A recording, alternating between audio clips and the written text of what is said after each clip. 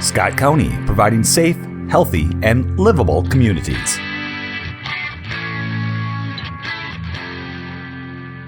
Five, which is our Scott County Delivers presentation today.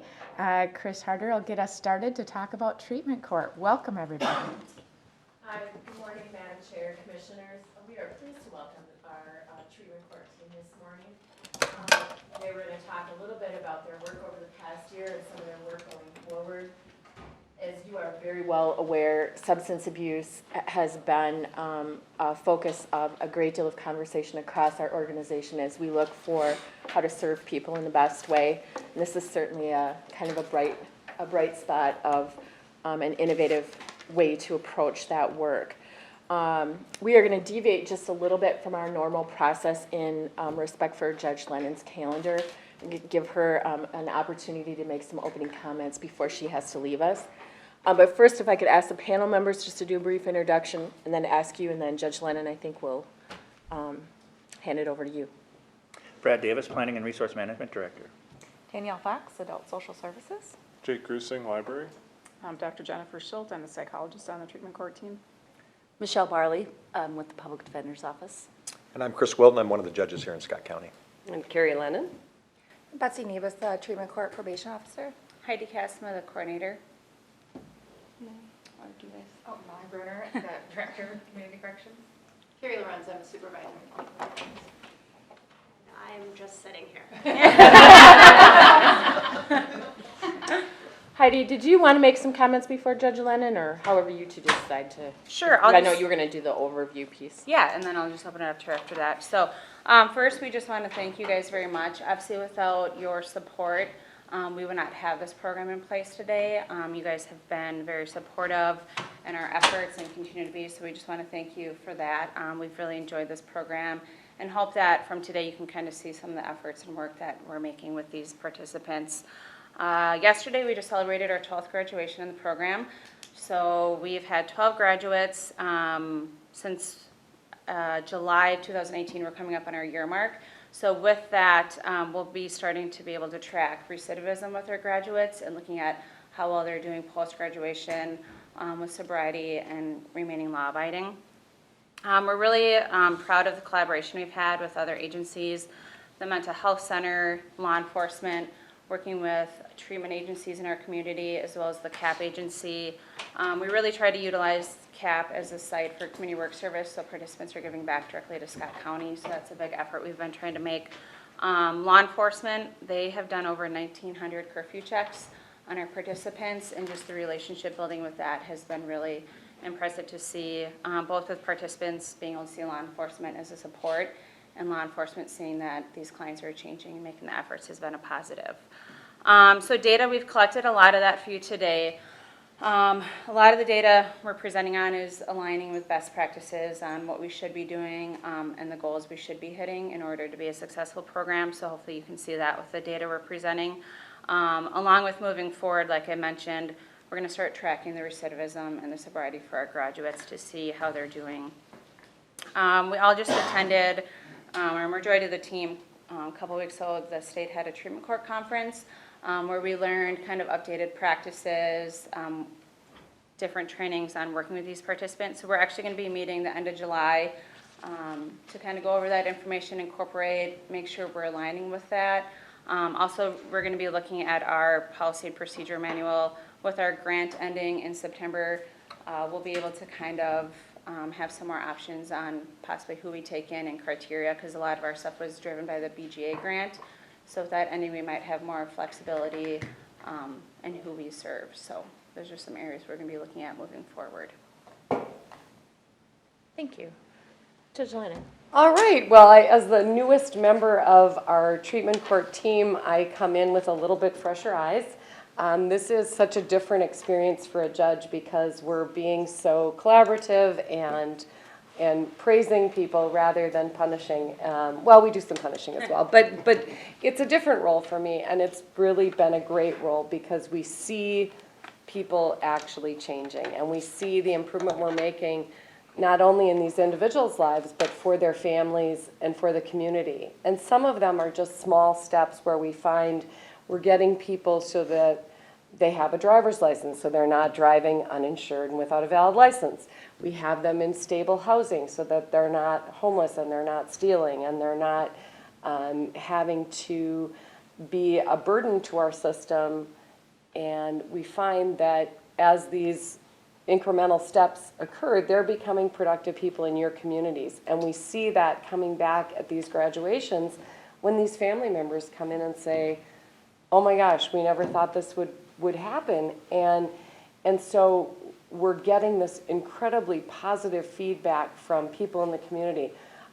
The law enforcement officers that come in are the ones that kill me. The last time you see somebody in full uniform hug a kid that was a drug addict and the biggest nightmare of their community is so rewarding, because you see not only that we've changed this individual's lives, but we've helped change kind of the attitude toward law enforcement and about understanding that these kids can have, and I say kids, I call them all kids because they're so much younger than me, but they're young adults and they really are making a change.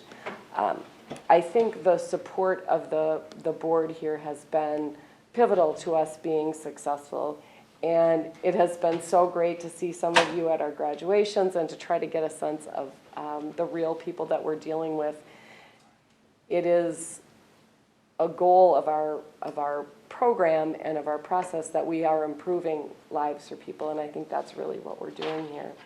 Unfortunately, I have a courtroom full of people who are not managing their lives quite as well, and so I am going to excuse myself, but I will thank you very much for your support and hope that it continues. Thank you, Judge. Thanks. All right, can we turn to the panel for questions then? Can you talk a little bit about those partnerships? So I know one of the things that's made this program so successful is those partnerships in Scott County. Have you, as you've grown the program, been able to expand those partnerships outside of Scott County? Are you connecting to other specialty courts across the state or picking up on best practices? And is the fact that, I mean, I think we see people transient come through the system, right? And I believe our jail is over 50% non-Scott County individuals. So how does that impact your work and sort of that scope of partnerships? Well, as far as branching out more, so I am on a board with other coordinators from other counties. So we utilize each other a lot for ideas on who you're partnering with, how can we branch out. As far as the jail piece, our focus is to serve the Scott County residents, so we're not necessarily looking at branching out outside of Scott County and more utilizing what we have within the county. Law enforcement has been, key with that as a partnership. Not only have they been support with the curfew checks, but they've offered people, rides to UAs. They've helped people get employment and things like that. So I think a lot of it is utilizing the people that we have on our team. Even the mental health center we're very fortunate because not many teams have mental health on their team. And that's branched out to being able to use the mental health center to run like cognitive skills groups for our participants, kind of trying to utilize Scott County for the therapy and just kind of have people be able to use the services that are here because this is where they reside. It's what's easier for them to get to. So we're more focused on utilizing what we have in here versus branching out to too far out. And if there are individuals who aren't Scott County residents, are there opportunities for them to connect to a similar service in their community, or are we? Yes and no. So some counties will allow to take other participants that have a Scott County fence into their program. So we will, if I know of courts that are open to that, I can notify that coordinator. So some counties take those participants, but not, unfortunately, all counties take transfer cases into their programs. But it's still depending on if they're in custody. I also do reentry stuff, but that also serves just Scott County people, but I can give people ideas on who they could connect with for like chemical dependency or things like that while they're in custody. I have a question on page 8. It seems like this is such a life-changing experience, so that acceptance is so important. So this data really kind of struck me as the acceptance rates. And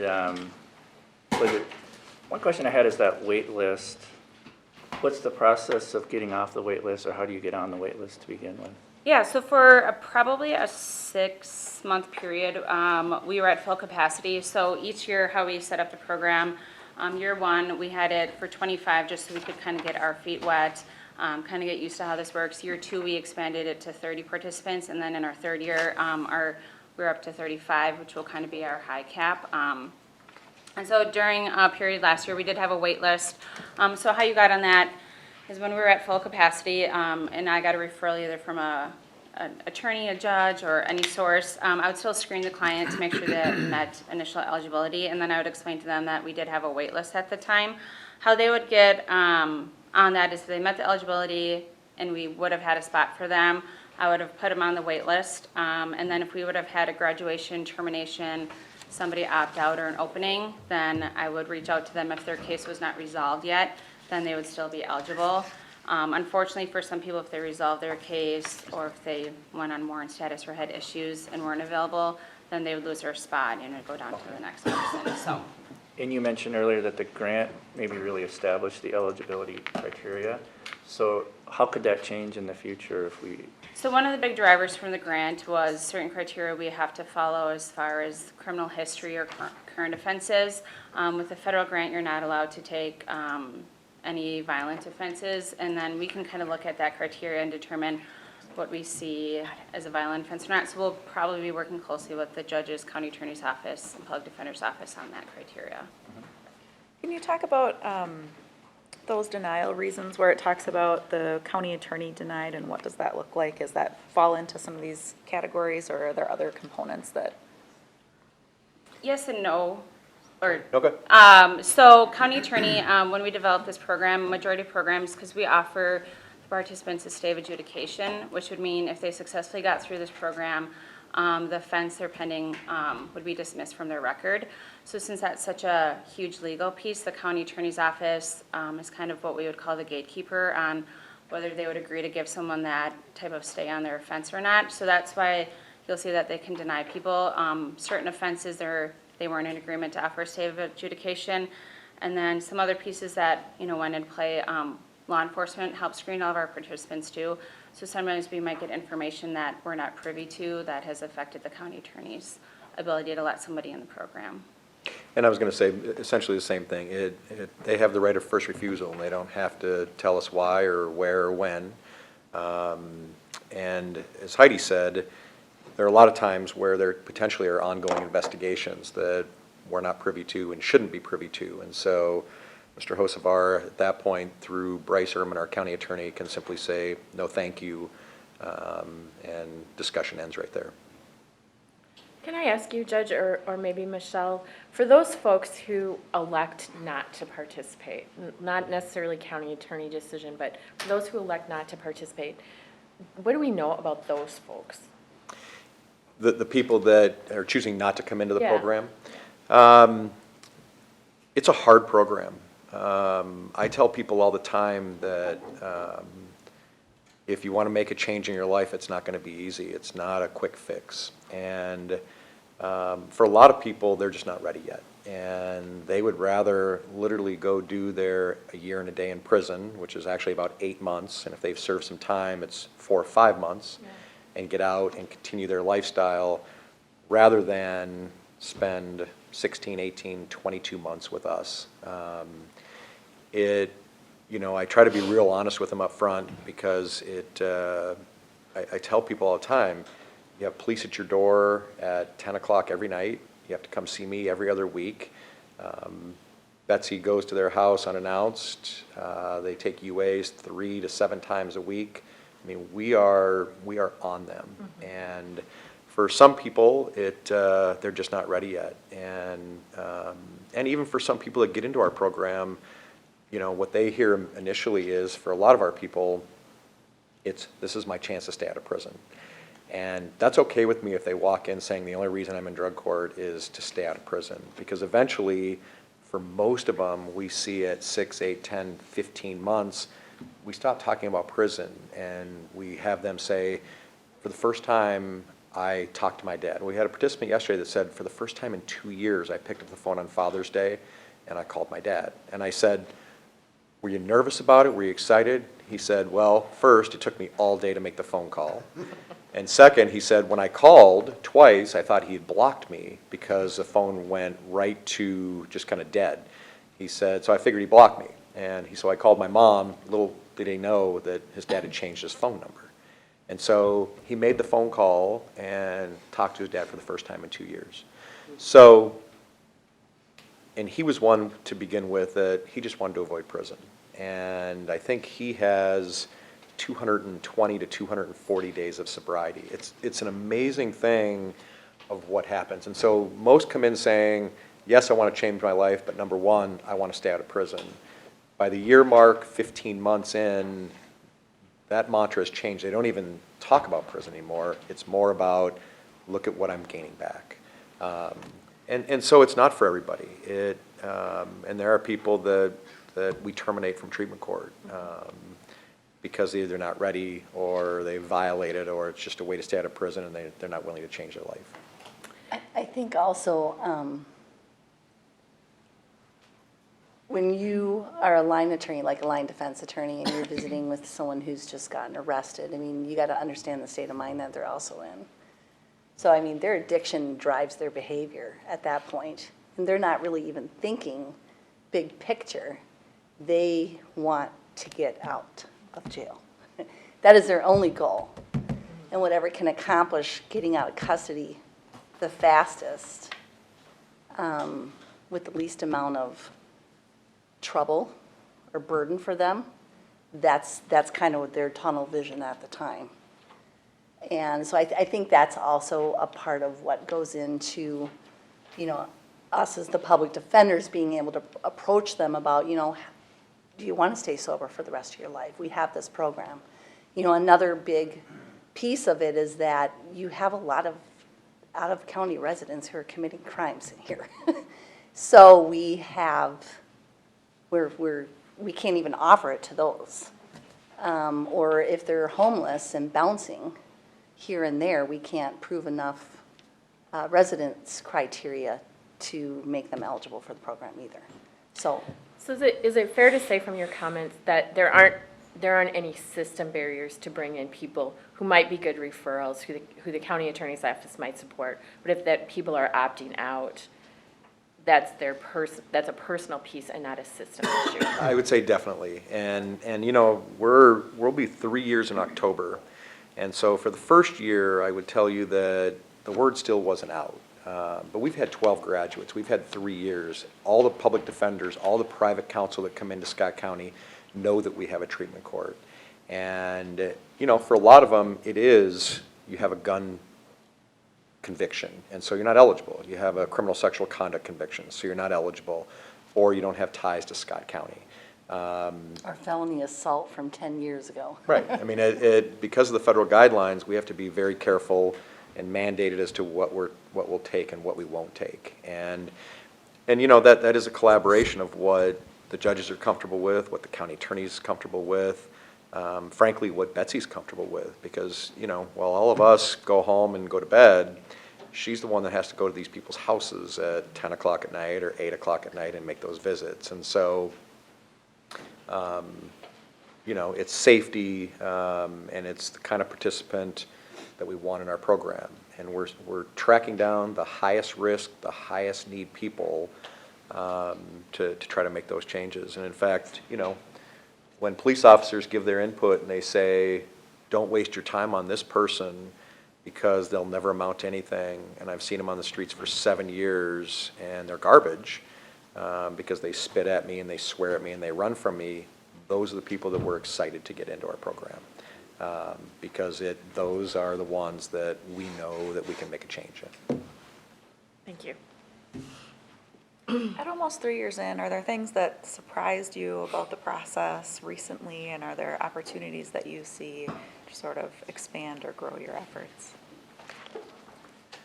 I think I'm surprised often at treatment court, and Judge Lennon talked a little bit about it. We had an officer from Belle Plaine yesterday, our graduation, and we had a young man who spent almost 600 days in our program. And this officer from Belle Plaine stood up and said, you know, when you came to Belle Plaine, we had a meeting about you, and we didn't want you in our community. We were worried about what you were bringing in with you. We were worried about your activities. We knew that you were into bad things, and so we were going to watch you close.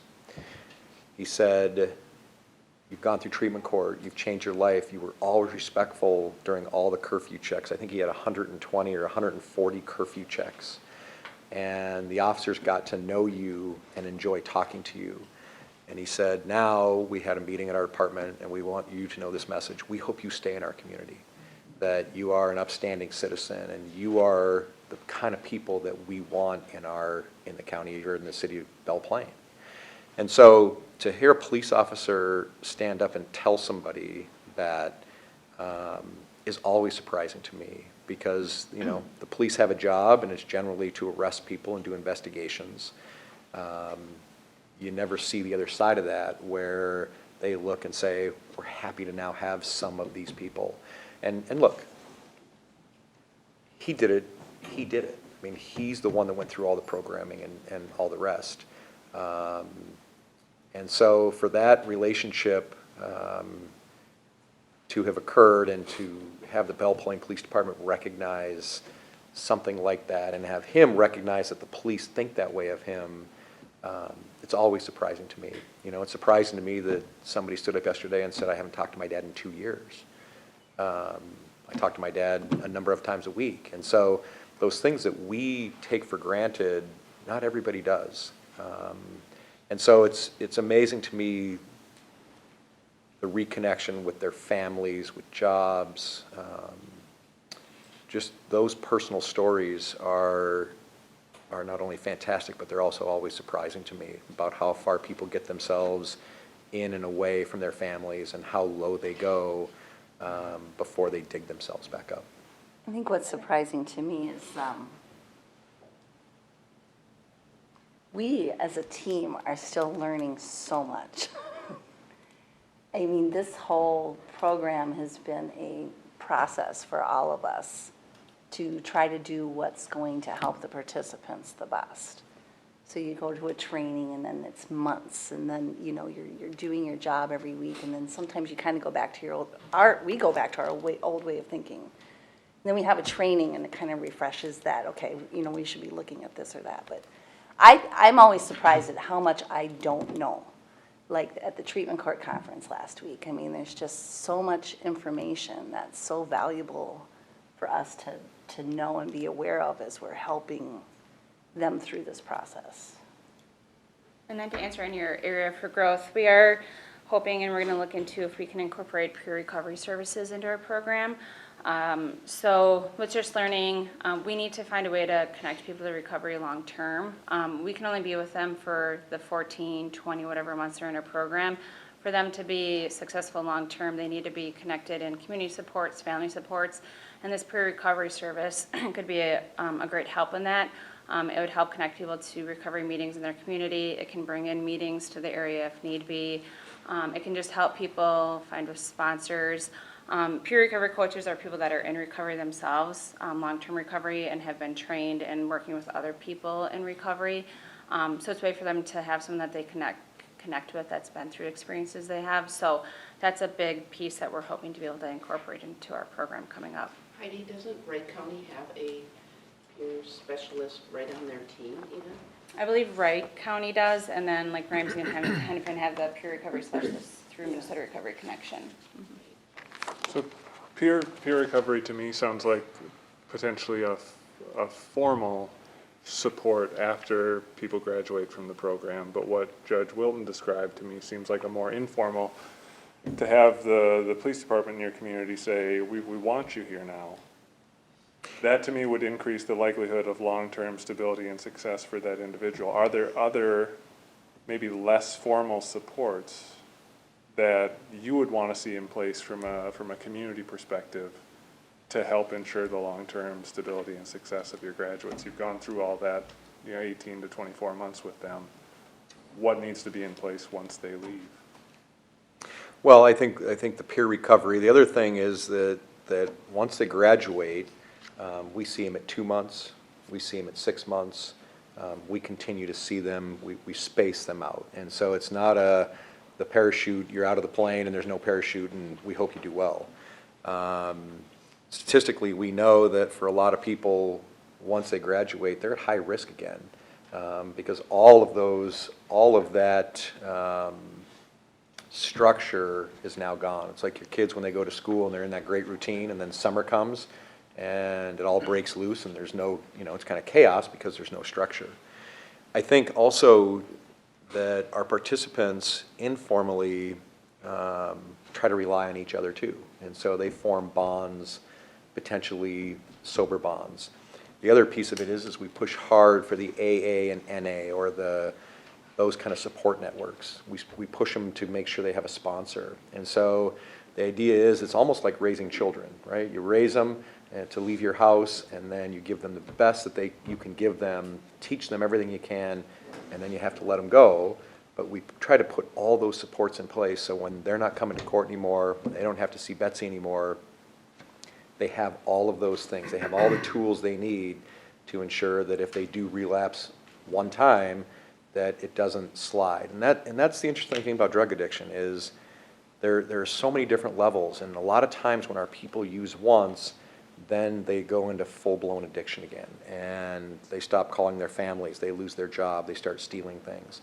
The idea is if they do relapse, do they have all the tools past us to say, okay, it's one, I relapsed, now I know what I need to do. I need to get back into an outpatient treatment. I need to reconnect with my sponsor. I need to do X, Y, and Z.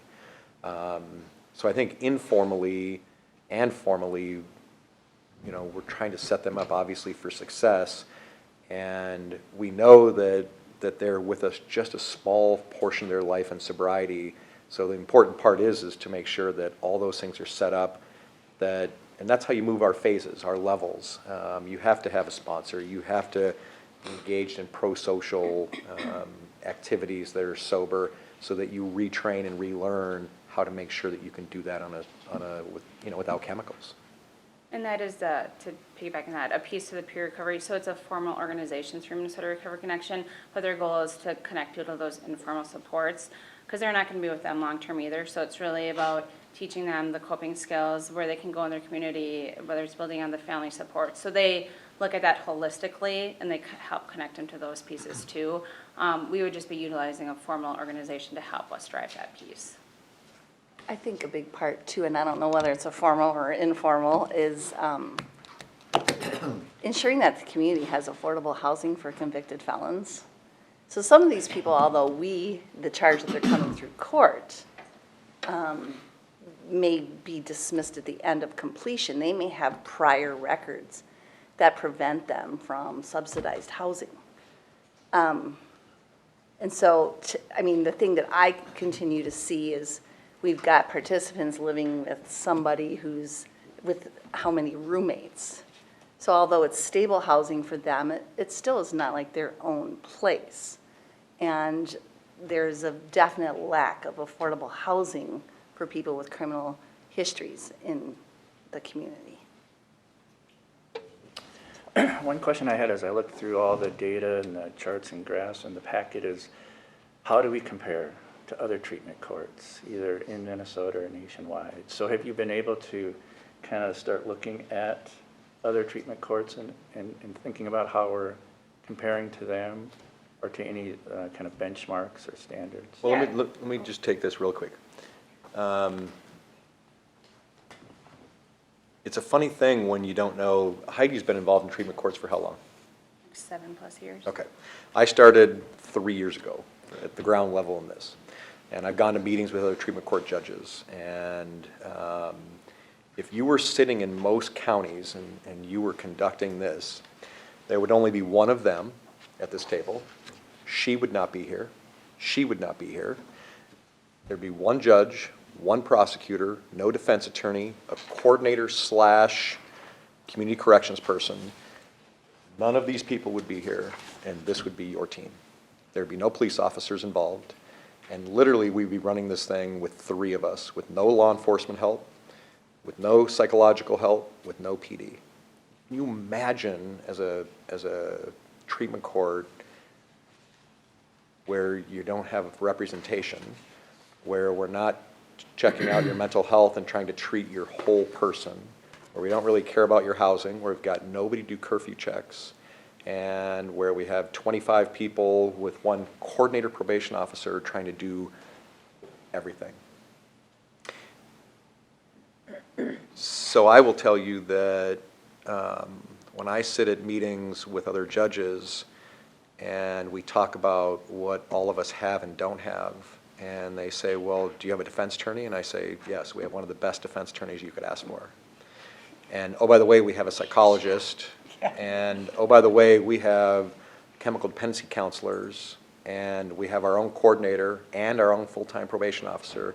And then I end with, and we have the support of our commissioners.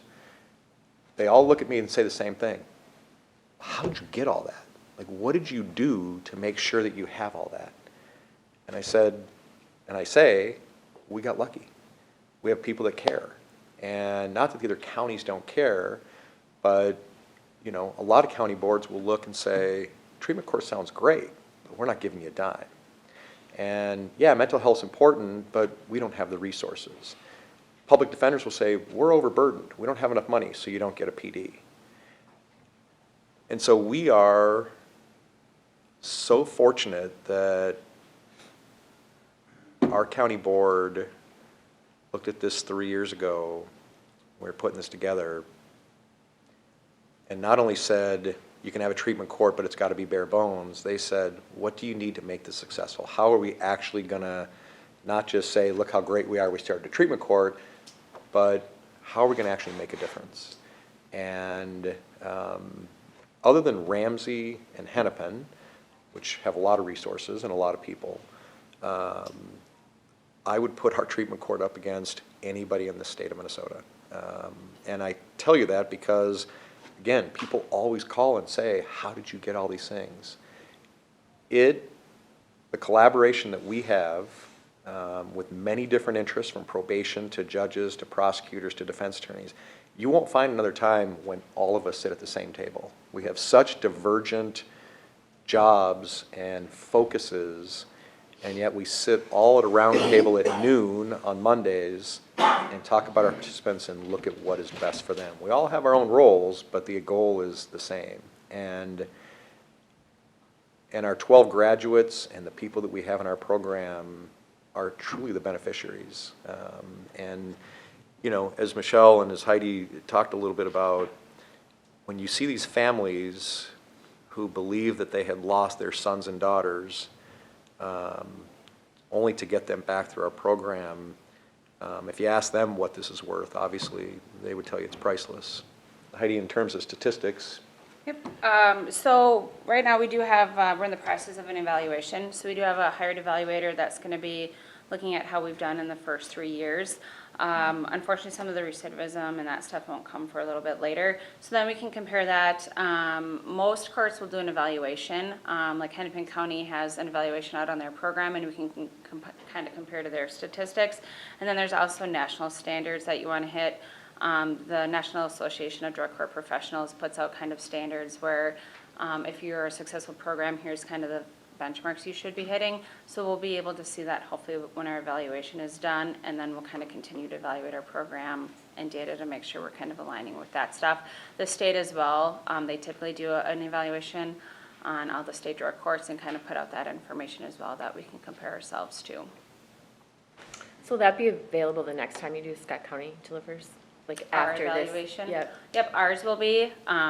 Hopefully, I think it's supposed to be done May? By May of 2020, so. Can I go to the dark side for just a Sure. second? So, two things I wanted to ask. One is, relapse is a part of recovery. And so, I know as we were kind of preparing for this, Scott County Delivers, there were some conversations about planning for what happens if people post-graduation relapse, and like what is the best right system response to those folks. And I'm just wondering if you have things you could share about what your thought is now that you have a number of people who have graduated. Yeah, so that is part of the reason we designed the check-in process. So after they graduate, we're still kind of connected with them for 6 months. They're still doing UAs, meeting with probation, coming to check in with the court, things like that. And then we'll be formally sitting down at a retreat in July and developing a relapse program or track and seeing how we can incorporate that. How can we serve people that relapse kind of within that time frame. So we'll hopefully have a more outlined in how we're going to address that if that were to happen, because the tricky part is, since we are voluntary, how we can kind of get them back in or things like that, so. And out of our 12 graduates so far, one who's graduated now is plus 1 day is all. We've only had one person so far that I know of that has relapsed. And they turned right around and got a hold of us to say, what can we do? Nice. So, you know, and as Michelle said, we're still learning. This is, you know, even though there are other treatment courts, every treatment court is so different. And so maybe we're not inventing the wheel. We've got an outline of the wheel, but we're sure putting all the spokes in and trying to figure out where they belong and how it's going to roll the best and how we're supposed to do what we're doing. And so as Heidi said, you know, the retreats are so important. We went to a national conference in Texas last summer. It's unlike most conferences I've gone to because there are actually great ideas being shared. You know, a lot of these, you go to these conferences and you name it, and you think, okay, let's go see the sites. And the Texas conference was amazing. They had amazing speakers. They pay these people money to come in and talk about best practices, and they give you ideas, and I'll give you an example. Up until the Texas conference, I sat on my bench, and I made them come around and stand at the podium, and it'd be one-on-one, me up here, them down here. And so I went to the Texas conference and watched videos of judges doing their job, standing at the same level and getting off the bench and being close and having conversations and moving around.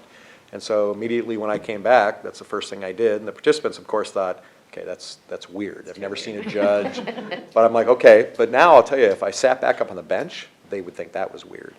So it gives me a different viewpoint and it allows me to get within 5 feet and make direct eye contact instead of me talking down to them, more on this level. And you know, we tweaked a lot of things coming out of Texas, and my guess is we'll tweak a lot of things coming out of our Minnesota conference here in July. All right, so that's number one on the dark side. Was there a second? Well, this just is about jail, which might be a bright side. So I should maybe know this, but do we know how much it costs? I'm looking at page 7. Do we know how much it costs to spend a day in jail? Yeah, so the average is $148.05. $148.05? Yep. So the reduction of, It's a $374,122 savings. thank you. So right now, we're averaging about 33% less jail time per participant. Thanks, Heidi. That wasn't the dark side. That's the light side. Can we go to page 10 for a moment? We're looking at our local participant demographics. It looks like it's maybe 95 or 96% white if we're looking at it by race. And thinking about Judge Wilton mentioning the Texas conference and sort of national best practices and national research, is there research out there about participation disparities by demographic group, and then maybe further down the line, outcome disparities by demographic group? And just is that out there, and what is your response to that? I don't know if that information is necessarily out there. I think Heidi could probably address that better. I mean, I think the system as a whole, there's disparity in race. Mr. Ehrman and I actually were, before we even got the chart, I'd say about a month ago, he and I were chatting about the fact that we don't have a lot of variety in the people that we're taking into the program. And he and I were talking about how can we improve that? Because we know that demographics of our treatment program do not fit the demographics of the county, and they should.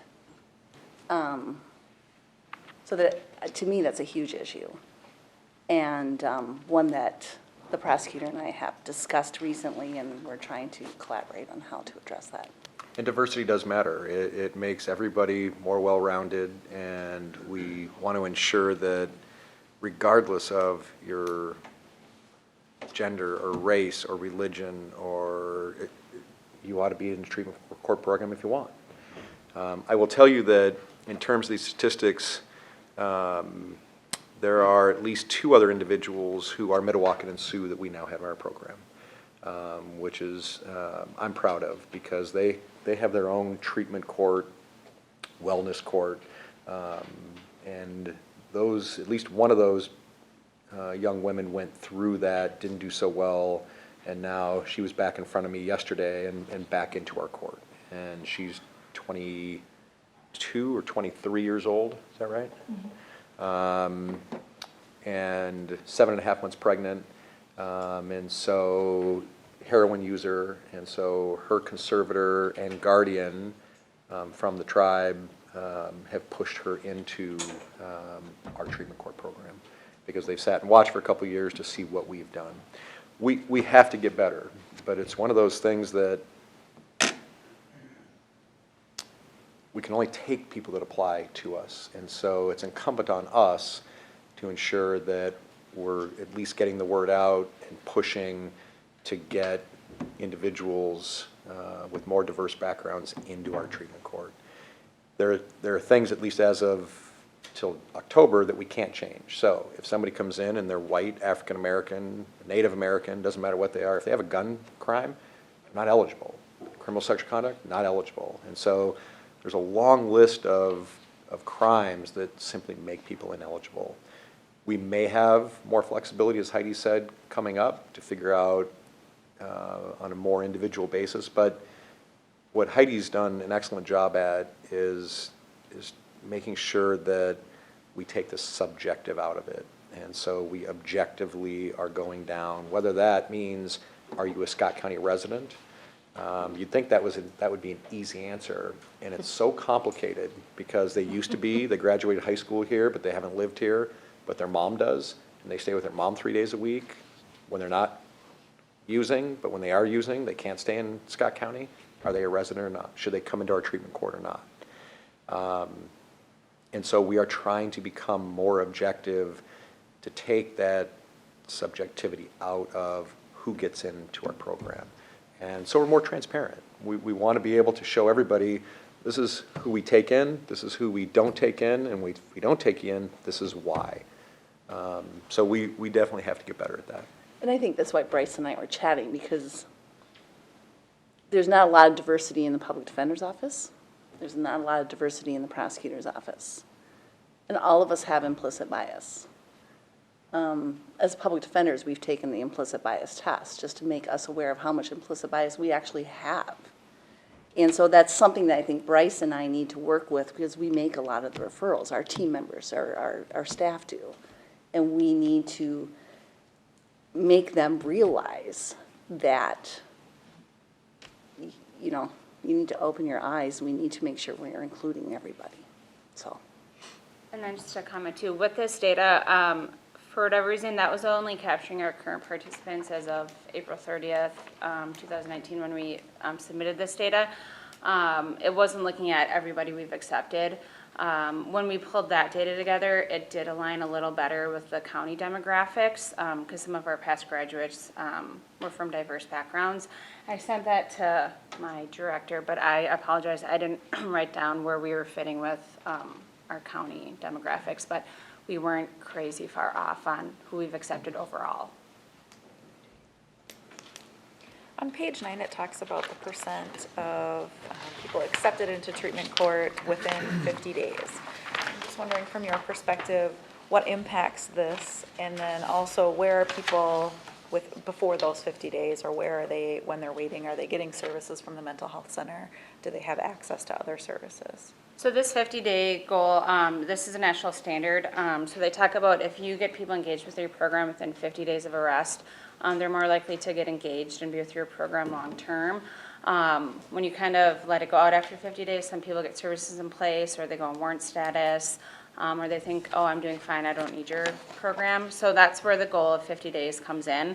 A lot of times when we see after the 50 days, We try to get people engaged in services right away. So as soon as we find people are eligible, they're willing to come into our program, we put them on what's called pre-treatment core conditions, and that allows us to start doing UAs, get services in place. So some of these participants will go off to a residential treatment program, and that delays their ability to get back to court to get accepted, because we don't obviously want to interrupt that treatment program, and if they go out of county, transportation to get back is sometimes harder. So that's sometimes where we'll pass our 50-day mark. So that's why we're really trying to make sure we're getting people accepted. But yes, we do try to get them services with treatment. There are certain things we can't get them connected with. We can't, unfortunately, get the diagnostic through the mental health center until they're accepted. Because of the funds that we're given from the county, we want to make sure it's people that are going to be in our program and that we're not spending funds on people that aren't going to be eligible or able to come into our program. So we'll try to get certain services we can, like treatment, coming to court, meeting with probation, and then other services we have to wait till after they're accepted to engage them further into those. Plus, if I can add, you know, when you do an assessment and then you're trying to find a residential program that's going to fit their needs, those programs may have a 2, 3, 4 week wait list. So right there, that's, you know, 14 to 28 days into that 50 days that, you know, because it's kind of difficult finding residential beds these days. And I can say on the mental health side, what is really nice is that as soon as people are in, we can move pretty quickly, because that's literally what I'm devoted to doing. So we don't, in other cases where someone would have to be on the waiting list to get a diagnostic assessment, I can go right in. And we had a participant that actually was really nice. We had Tim Groth from the Haven was doing an assessment, had concerns about the client, said that, you know, it looks like he's having some suicidal thoughts. I met with him in court that day. We initially had planned to do the DA a couple weeks out when he came back, but because of what was happening, we moved it up to within 2 days, and we had him in therapy, I think, by the next, I think it was the next week. So that's been really nice, yeah. And this is a hard number to meet. From our perspective. From everybody's especially. perspective, right? I mean, somebody gets arrested, it takes the prosecution a while to get a complaint out and to get all the police reports, get all the discovery over to the defense attorney so they can review it to determine whether or not this person should be into treatment court, whether it makes sense for them. Once they say yes, then we have to get a chemical dependency evaluation completed, which takes potentially a couple days. They have to get a hold of collaterals to make sure they're telling the truth and kind of what's happening.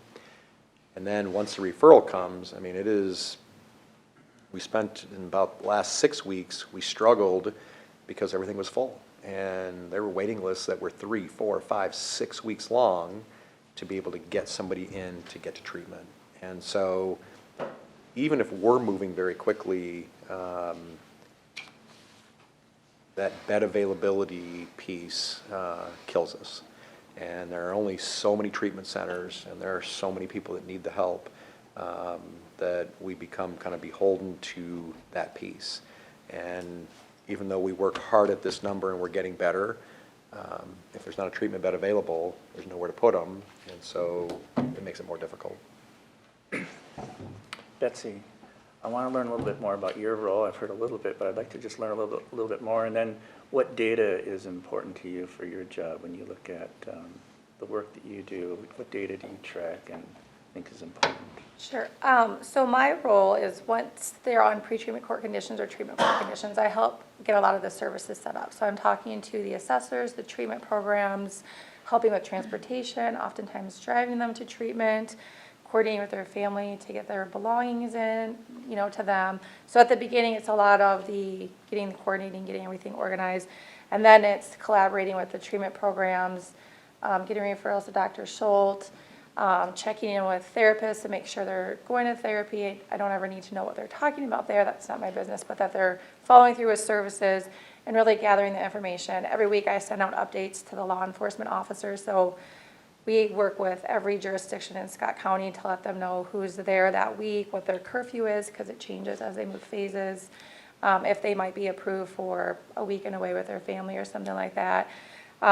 Then the law enforcement, we get those notes on if they were compliant with curfew or not compliant with curfew. If they notice anything's going on, they have concerns about use, they let us know, they let me know if like who they're hanging out with, who they shouldn't be hanging out with, things like that. So I really gather all this information every week, when we sit down for staffing, every Monday morning, I send out a sheet on each participant with pretty much a brief summary of that information. If there's sanctions that we need to address, missed UAs, positive UAs, if they missed treatment, if they missed curfew. I make recommendations for sanctions based off of their history in the program and things like that. So that's basically, I gather information and talk to a lot of people. I check in with their families. I go out to their house. I met with quite a few of their employers. One of the things, going back to another question, what surprises me is we have so many employers in Scott County that are more than happy to give people chances, and they like to meet probation, and they will come to court and they'll come to graduation. So I'm out there meeting with people and just checking in with people, which gives the participants motivation to do better. As far as stats, I don't know that we do a risk assessment that I update every year that shows risk and stuff like that, but I don't really have to deal with numbers. Luckily, math isn't my strong suit either, so I don't, all this is interesting to me looking at it, but it doesn't really impact my day-to-day job. I mean, I'm supposed to see everybody a certain amount of times, talk to them a certain amount of times, which I do naturally anyway, but I She don't. answers calls and texts from 30-plus people. Yes, so it's busy, so I don't deal with the stats. You're collecting a lot of the information. I sounds do. like. And is it all paper form, or are you having a system that you can store all this information? Well, it's all in our data system that we use Okay. for probation anyway, which Heidi has access to, and she can pull things out of that, so. And the other thing I'll just add is what she just told you, she's being very humble. It's unbelievable. And so when we talk about questions like, if there's a waiting list, why can't we go to 40? Why can't we go to 45? If you want to clone her and give us another one of those, so be it. But there's only, I mean, if she were a part-time employee or if she wasn't phenomenal at her job, we wouldn't be the treatment court that we are. You can imagine when they come to court, generally speaking, and our participants haven't had a good week, they don't give me too much grief. But when they talk to their PO, they're happy to give Betsy some grief. She tracks it all. I mean, she keeps track of all of this. And every Monday morning, I get a pristine sheet on 15, 18 participants as to what they've done, where they are, updates of everything. We should have brought a sheet in. I mean, it's a 2 or 3 page document that she creates every week for each of the treatment courts. So it's, I don't know how much she's paid, but it's not enough. Thank you, my bosses. I know. That's why I just looked at her. So it looks like you've got on this chart on page 8, 13 people on the wait list. What other things are reflective of community need, and do you believe the program is right-sized for that? Yeah, we currently don't have a wait list right now, so that was in the past. I mean, I think for now, caseload says with being up to 35, I think that's good for just being in year 3, seeing how things are doing, only having 1 probation officer. Best practice is if you want kind of the 35 mark for 1 probation officer, if you had like mental health case managers in the community or other things, you can kind of increase that number. So I think for where we're at, number-wise, we're doing good. Resource-wise, it's always housing and treatment. Like that's always our biggest piece, is finding people, where can they transition to when they're done with treatment? A lot of times, participants going back to the homes they came from aren't always the most healthy environments. So the housing piece is always huge, and just having treatment around here. We don't have a lot of residential options or even outpatient options. So when we have to send people far away, we lose that connection with them. They're not coming that every other week. That's really important for engagement and building their peer support network with the other participants. So I think those are the 2 biggest community pieces we're missing to make this more successful. Except that around July 1st, North Star Regional is opening a 48 male bed inpatient, and they will have outpatient over by the old Kmart building. So 48 beds is a lot, but that's going to be sweet. There also is another brand new outpatient treatment program that opened up recently over on like 3rd and Marshall. So But we still only have one sober house for women and one sober house for men. But at least for residential, things hopefully will change a little bit. And I think Scott County will have an in with North Star, so that's good news. All right. And I just wanted to point out, just because I'm really excited about it, I know like the numbers don't like drive you that that well, but I was pretty excited on page 2. Like you have identified some key performance indicators now that you have a series of people who have graduated, that you have the ability and a setup to track recidivism and to track relapse going forward for your graduates. So I think that's really a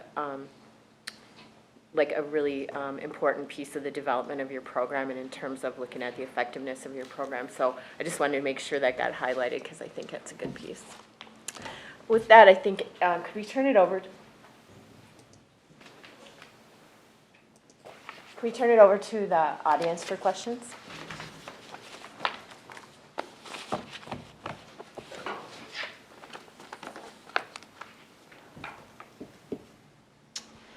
All right, another mental health center question. So, you've had the opportunity to work with a lot of different populations and across different departments. So what has surprised you the most about this collaborative? What I think is really nice, again, is just how quickly we can move on things. So when we, in other situations, if we didn't have all the partnerships and things going that we do, the example that I gave you about, that Tim Groth from the Haven had done his own chemical assessment, he's coordinating with me, so then he can give me that information right away. I think that part has been just huge for what we're doing. Because again, I think, the mental health center, we've got our own piece that we're doing. In the team atmosphere, I think it just is so much better for the participants to be able to have access to us, to be able to know that we're all coordinating together. I'm providing information to the team, so they're getting information about the person's, mental health diagnoses. And I think that has just, to me, I think that's a huge improvement. And it's, great for us to go into graduation too, because we can look at all of our graduates. Of the 12, I think 7 had mental health services while they were here. 5 are continuing ongoing. So, half of our people are going to continue with that. So that was nice for me to see those numbers, because I think, again, too, there's a lot of stigma yet around, seeking services, and we've been able to kind of break down some of that by normalizing that. And having it as a team, the team accepts that as well. So I think that piece has been great.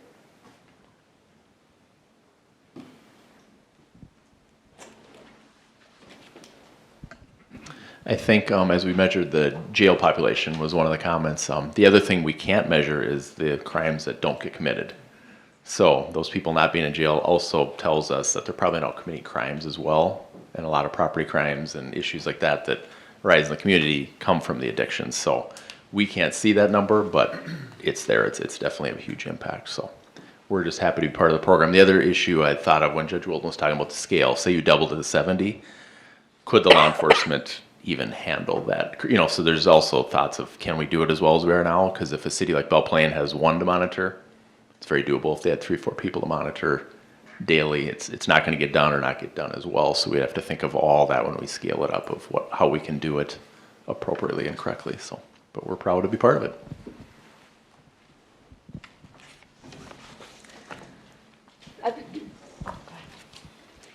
I just want to mention, and I already sent you an email, Heidi.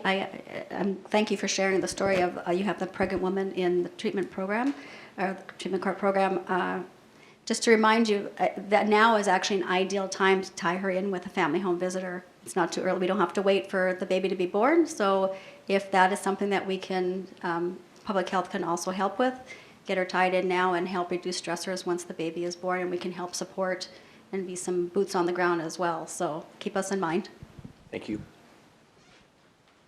We have had we've had 3 sober babies born in our program, and we have connected some of them with public health and the volunteer child protective services prior. So been very utilize helpful. that. Yes. Other audience questions? Madam Chair? Questions Thank you. from the board? Questions from the board. Yes, Commissioner Albrecht. Yeah, I have a question about the housing piece. I understand, I would have guessed that it's very complicated, as you indicated, Judge, but I was thinking that many of these participants might have come from a really unstable housing situation before going to jail, and then jail maybe made them homeless while they were in jail. In other words, if they were renting, you can't be 2 months in jail and expect to still have a place, I suppose. But, so I guess I'm wondering about this dynamic, and we're discussing housing in our county, in terms of houses that are potentially next to a busy right-of-way where we acquire a house as a county. If you had a house, a 4 or 5 bedroom house that was maybe run by a nonprofit, would this program be able to make use of that, a transitional type housing? Is that something, if you knew you had that kind of facility or opportunity, would that be helpful, or would you make use of it, or?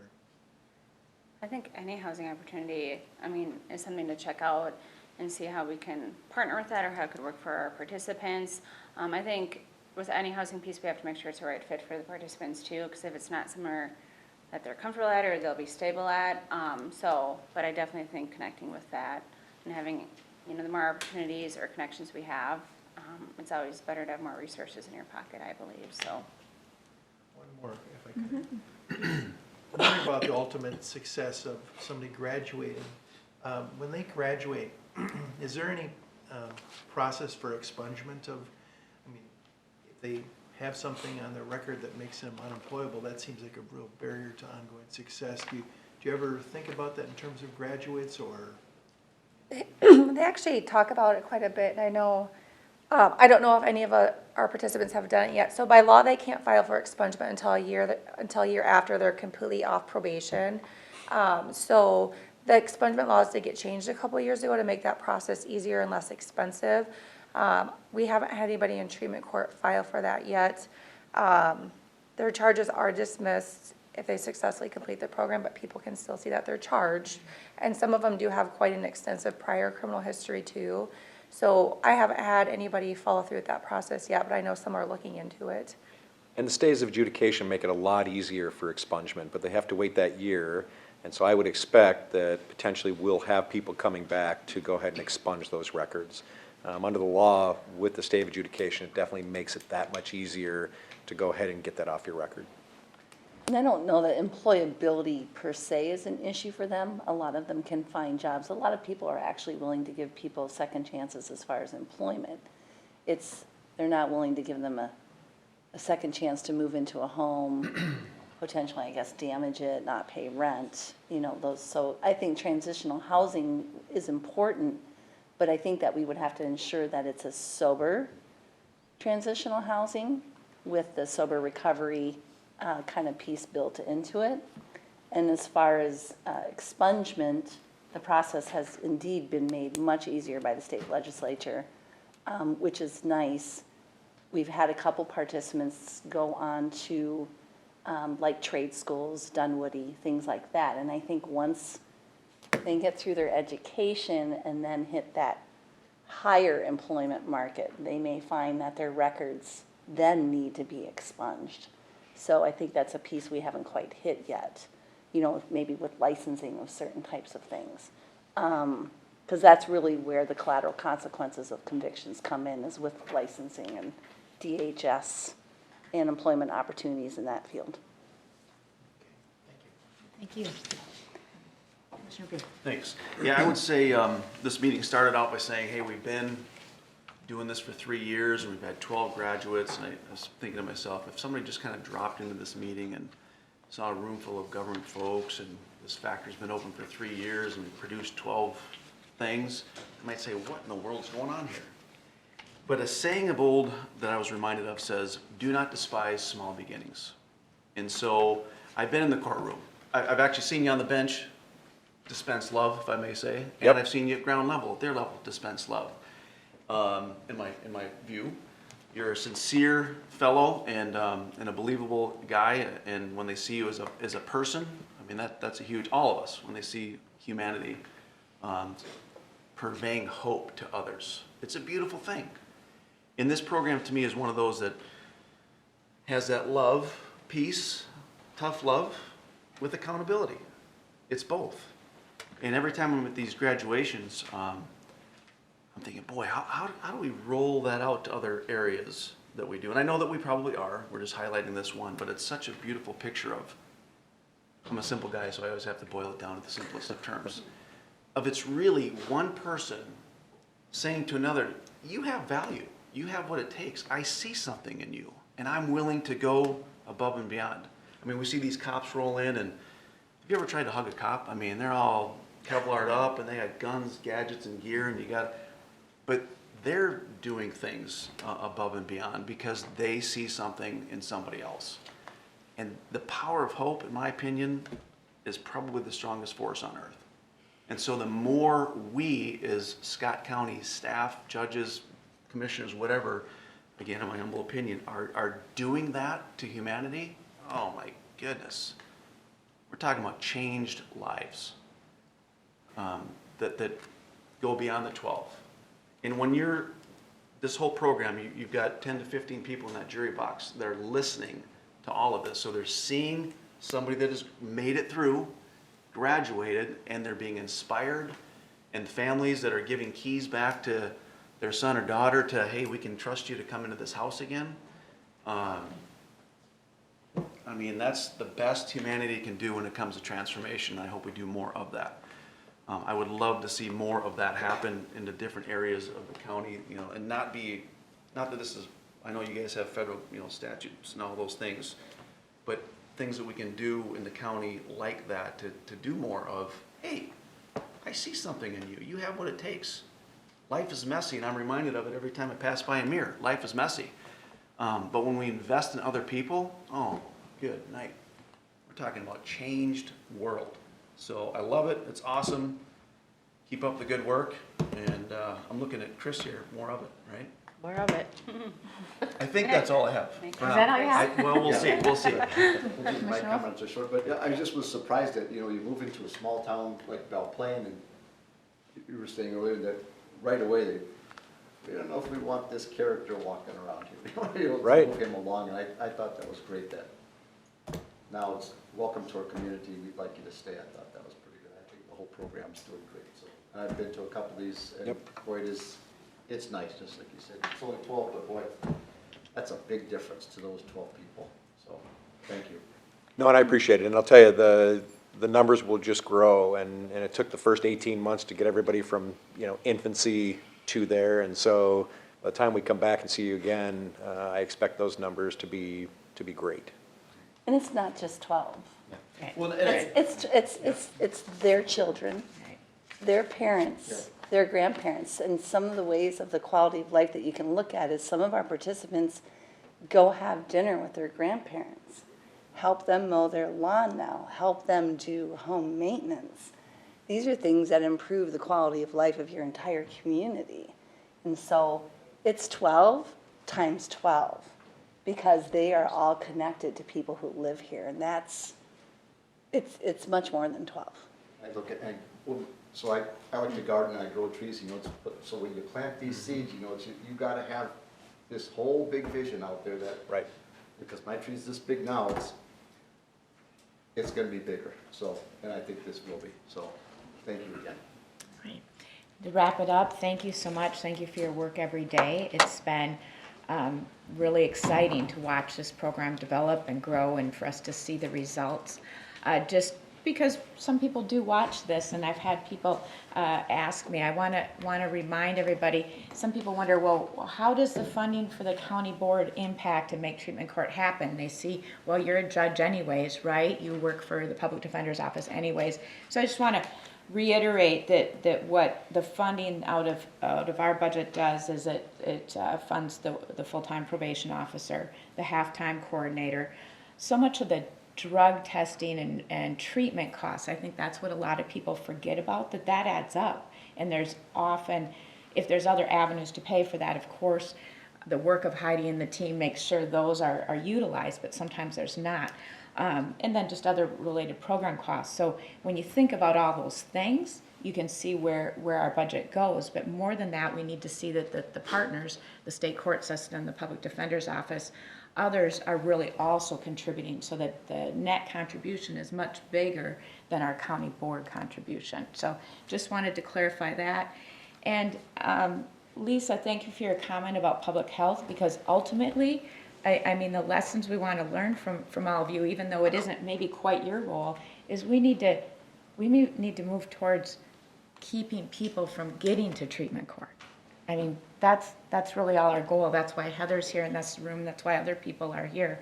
And so the learnings that you have by being able to work intimately with these groups of people for 2 years, that you're going to be able to tell us what other things we can do to make the demand and need for treatment court lessen. So I think ultimately that's why we're all here. So looking forward to hearing more. Thank you for all you do. Thank you to Chris and the panel for leading this. We'll